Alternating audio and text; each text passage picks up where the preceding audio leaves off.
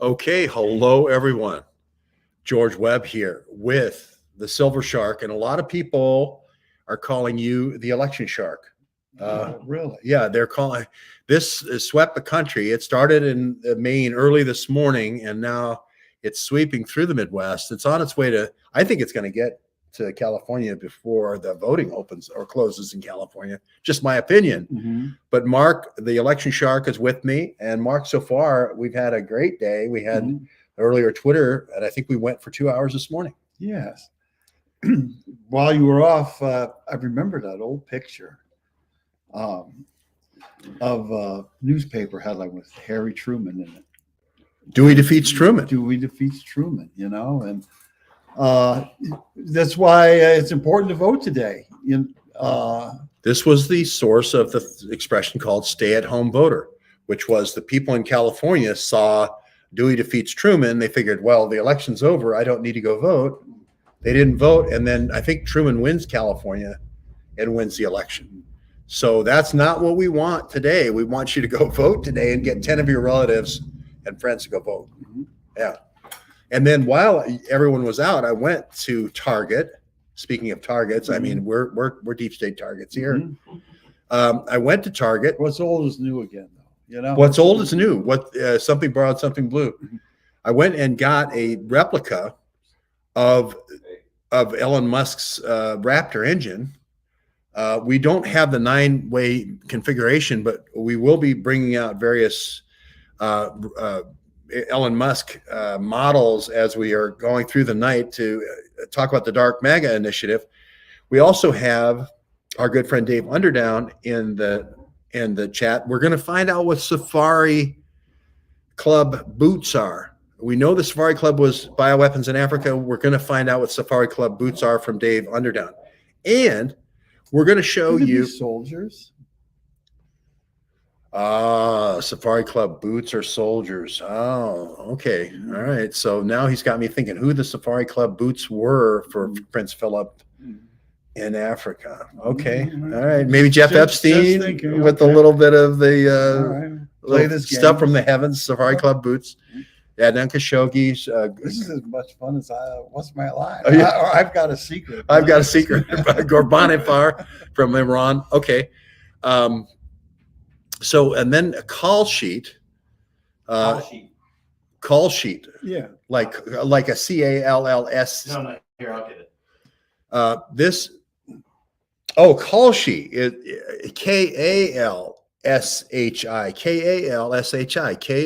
KALSHI is the predictive market where you can place a wager on the Trump election.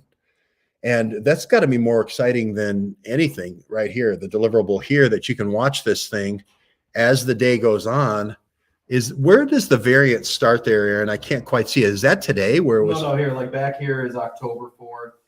Well, I mean, where the variance, where there was almost touching and then this is October.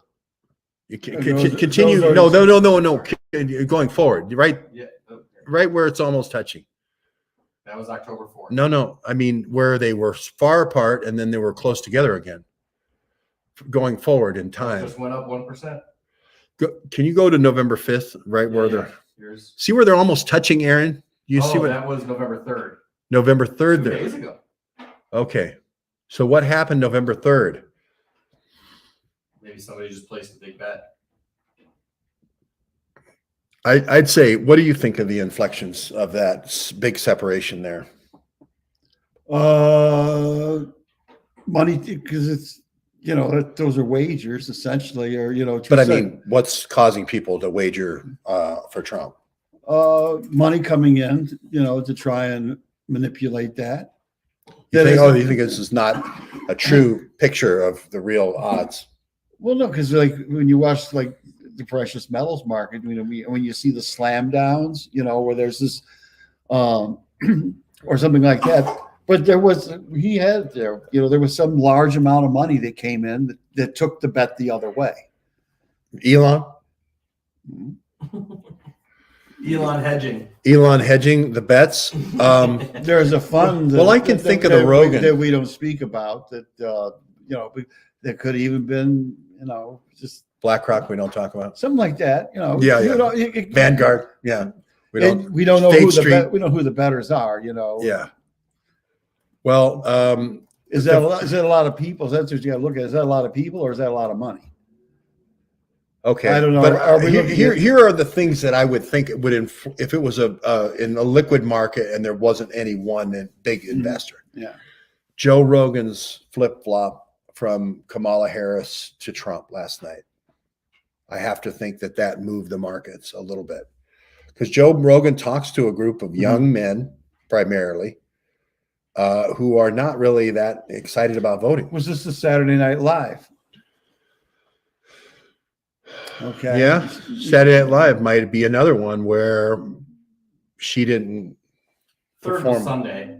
But it prompted Sunday had also Trump on NASCAR and Trump on NFL football. Okay. Yeah. So those are the kind of things that are going to cause people to, just like in the market, these little, Blips. Yeah. And you'll see situations where they'll create some kind of a problem, okay, to cause the stock to go down. So you can go and buy it, and then just wait for the crisis to pass and it just floats back up to the price that it was at before. Right. Because Hillary was up 91-9 until like 8 o'clock that night. So this doesn't mean a lot. But do you see that Dave Underdown is in the comments talking about what safari boots are? Safari boots will do the talking. Here's the odds on how many electoral votes that you can, You can bet on that. Well, I think 270 to 279, 299 is the safe bet. 360 or more. No. It's going to be close. It's going to be close. I'd say if I was the DNC right now, looking at the barrel of the gun, I would delay Michigan, delay Pennsylvania, delay Wisconsin, delay anything where you're going to lose. And it looks like they're going to lose. I mean, I don't know. I think they're going to delay Michigan and Pennsylvania. Just seems that way. That's where they spend all the time. Neither campaign has gone to Ohio, hardly at all. Neither campaign has spent any time in Florida. Trump is spending time in Virginia, which is crazy. Trump is spending time in Wisconsin, which is crazy. Both campaigns have spent a lot of time in Arizona and a lot of time in Nevada. A little bit of time. Trump spent a little time in New Mexico, which traditionally is, since Bill Richardson, has been a very blue state. So maybe that's going purple. So Prince William called for support of 30,000 wildlife. Okay, we're getting into the boots. Safari Club boots here. So the facts are, here's Dave Underdown. The facts are I gave my nephew cowboy boots called Attitude Adjuster boots in honor of Sidney Powell's leopard pair that I found to be Safari Club fabulous. I don't think she wore in the video with you. You were in a video with Sidney Powell? Probably walking out of I was in an elevator with her. Covering Bijan Kian. Yeah. And I was I was probably coming out of you go to the trial every day, you end up coming and going with the lawyers. And she she was at the Mike Flynn trial and she was at the Bijan Kian trial as well.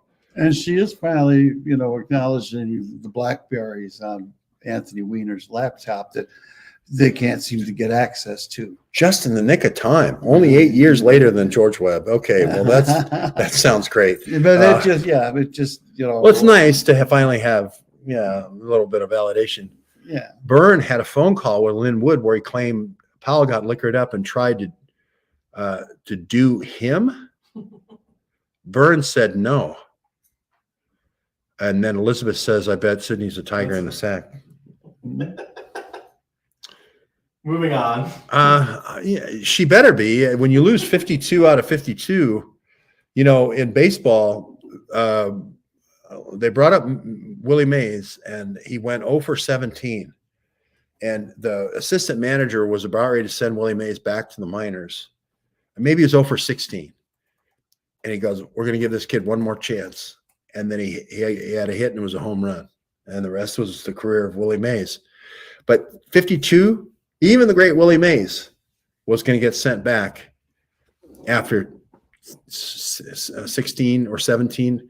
Sydney, oh, there she is with the safari boots.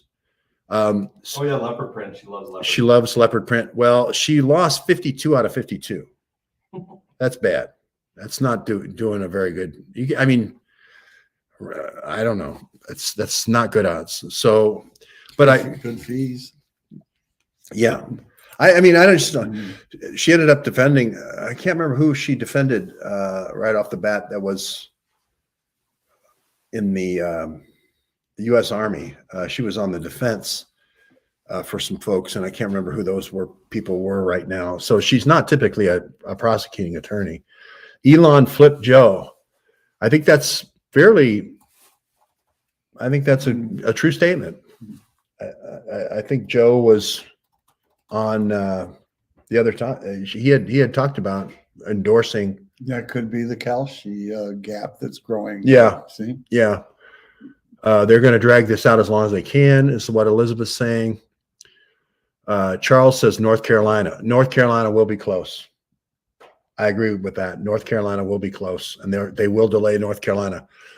Elizabeth says, I'm in Charlotte, and the early voting is crazy here. Need to have some positive qualities. Loser in the courtroom, monster in the bedroom. Well, you better have something going on. Okay. The used paper ballots where I voted in PA, Tyrone says. He's in Pittsburgh. We got to give a big hand out there to citizen journalist Tyrone Sargent. I mean, he got us the on the ground report yesterday for the merging together. Watch him merge. They're merging together. The Secret Service. Oh, we split them up. Oh, there's a couple snipers that got out of our motorcade. The snipers got over into your motorcade. I didn't even know that we were going to be here at the same time. Look at our snipers went into your motorcade, and oopsie, your president got shot in the face. The Kissinger teeter-totter must balance. Okay, I see. There you go. Races to watch: Georgia, North Carolina, Pennsylvania, Arizona, Michigan, Nebraska District 2. Because their whole electoral votes in Nebraska and Maine. Right. I remember Maine does each one separately, but Nebraska District 2, I'm trying to think if that's Sina Bavari at Lincoln, Nebraska. Is that Sina Bavari, the bioweapons capital of America? And then you have Wisconsin and Nevada. Could they bring the whole thing down to there? Is that Warren's vote? That's Warren's vote. That's Warren and Patrick Burns' vote in Omaha, University of Nebraska. Who knows? Okay, well, we're having fun here. We're having fun. This is an update. We wanted to really get Kalshi out there until it was up there on the screen with the graphics. This is why you have graphics. It is Warren Buffett's vote. It is Patrick Burns' vote. It is, isn't it? Isn't Omaha? Isn't the blue one? Which one's two? Here, well, yeah, that could be because you have Council Bluffs, Iowa, across the river from it. Remember, that's where Lincoln makes the speech. It's Omaha. Yeah, it's Omaha. That's Warren Buffett. He's the tiebreaker tonight with Patrick Byrne. Do you think Patrick Byrne will remember that he grew up at Warren Buffett's complex, and he'll stop all the silliness saying he somehow was the protege of Milton Friedman? You think he'll end that silliness, or you think he's going to keep going with the Milton Friedman silliness? It's hard to say. Yeah, it's hard to say. The registration changes across the board, I think, are about 8 to 9 points with the Elon effect. You know, he was paying the $100 in Pennsylvania. He was paying the $47 in the other swing states. And it has made a difference. With a $1 million lottery, it has made a big difference in Pennsylvania, especially. So Elizabeth says, what do you think about Flynn? Well, I think Flynn tried to Watergate Trump in 2016. When somebody wins, you don't want to mess it up. And when somebody wins, you don't want to start communicating with your encrypted BlackBerry to the Russian ambassador and start making policy and then lying about not communicating to the Russian ambassador, right? And then start doing crimes on the behalf of what you say is the president and then surprise him with it later once he takes office. Remember, Flynn's the one saying, as Trump's going down the transom, the deal is in with our good friend, the uranium baron. All of a sudden, I'm going to forget his name. I'm thinking of it. It's the guy who was the uranium broker. The guy who was doing all the Copson, Alex Copson. Yeah. Who said Alex Copson? I did. You did. Well, you get the thing. Offutt is where Bush flew in 9/11. Yeah, that's the CIA base. No, Nebraska District 2 is Offutt Air Force Base. That's also where the Franklin scandal was. In Offutt. That's where Stratcom is. That's the Strategic Air Command is in, Copson was the whistleblower. No. Well, Copson is the one who they were going to say, this is how they Watergated Trump. They were going to say, we were doing all these machinations and I was getting all these favors from Flynn. And it was really, I got my marching orders from Trump. So it was really Trump. I was just the bag man. It was really Trump doing all the stuff, according to whistleblower Alex Copson, which, yeah. We'll do that later. Claimed to have received a message. We're good to go. Yeah. Yeah. So this is Watergating Trump. And this is what I say Boris Epstein is doing this time with kiting all these job promises. He's basically Watergating. Watergating is just putting a millstone around the winner's neck, right? Or putting a time bomb around the winner's neck. Hey, now that you won, let me put a collar around you, a nice time bomb. Love that Bush has started to stay out of it. He's finally being smart. Well, the one that's alive is kind of dumb. George Bush is not the brightest bulb in the chandelier, right? No, he needed Cheney.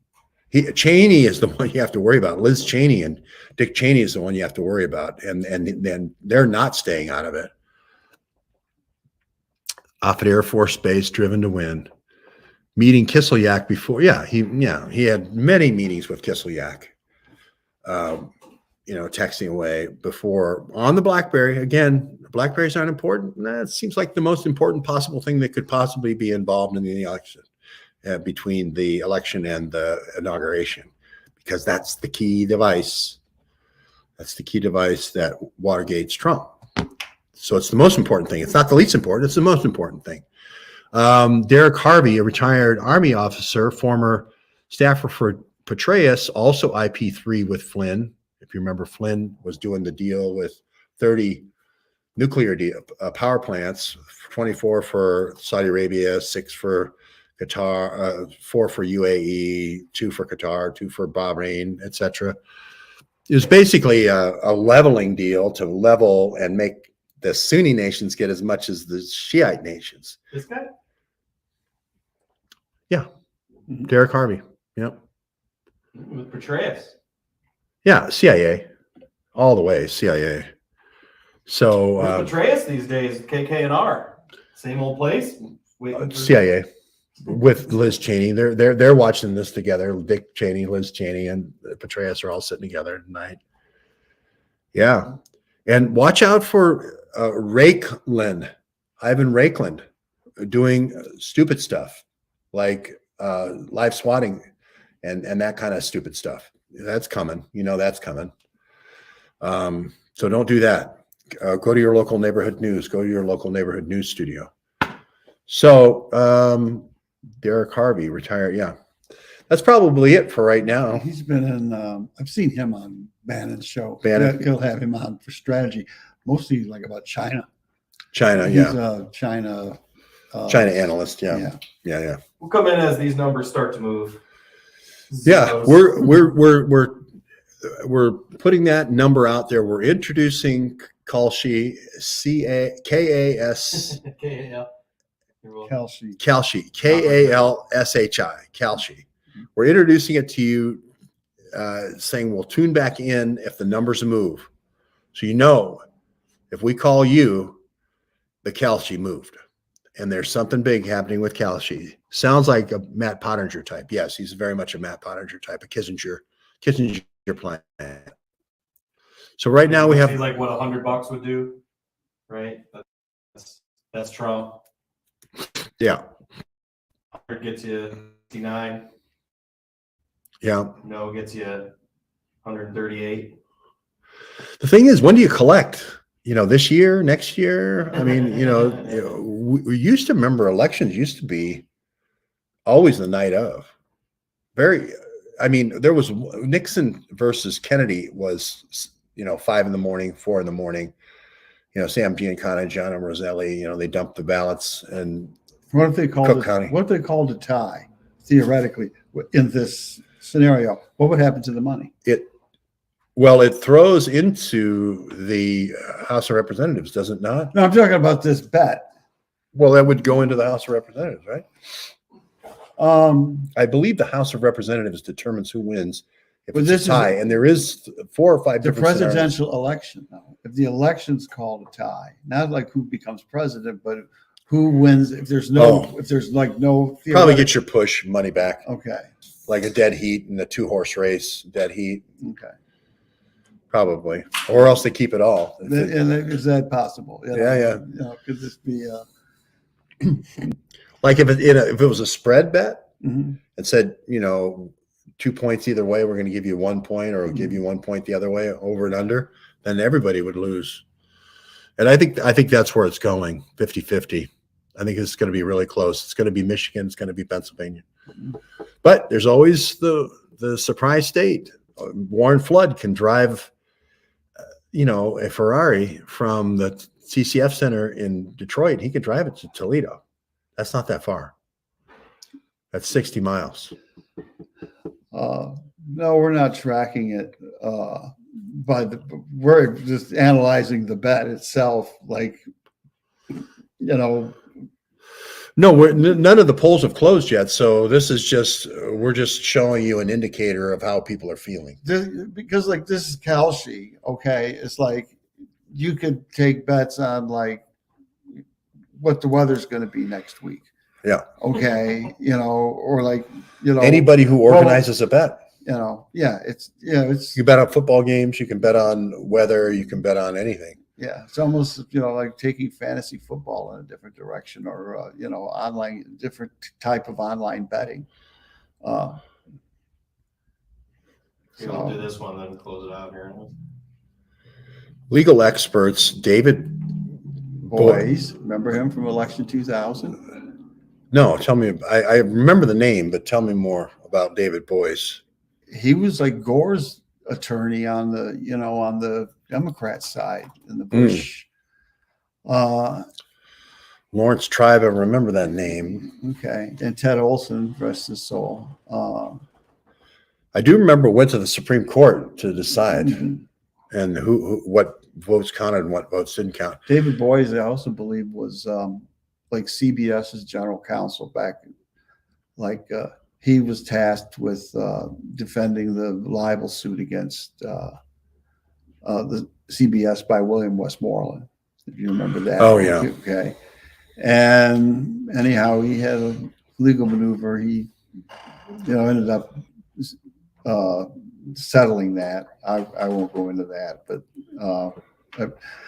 but he's been around for a while, and